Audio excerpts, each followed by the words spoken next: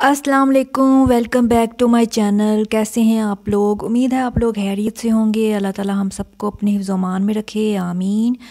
तो जी आज मैं आपके साथ एक छोटी सी टिप शेयर करने जा रही हूँ। आई होप आपको पसंद आएगी और आपके लिए हेल्पफुल रहेगी। तो यहाँ पे जी मैं आटा गूँथने का आपको आसान तरीका बताने लगी हूँ।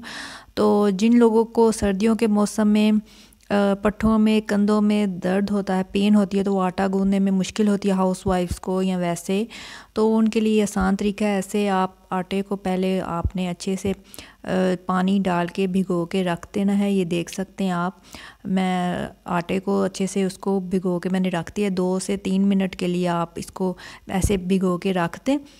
थोड़ी देर के लिए इसको रखा रहने दें, तो फिर आप इसको गूँथ ले, तो वो आसानी से आपका रेडी हो जाएगा। आपको ज़्यादा मशक्क़त नहीं करनी पड़ेगी, ज़्यादा आपके कंधों का, पट्ठों का ज़ोर नहीं लगेगा। वो जैसे आटा होता है वैसे ही वो ऑटोमेटिक हो जाएगा। तो 3 से 4 मिनट आपने ना उसको रखे रखना है।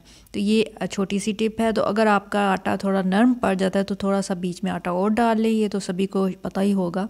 तो थोड़ा थोड़ा पानी करके उसमें आप डालें। जिनको आटा गूँथना आता है उनको तो पता ही है।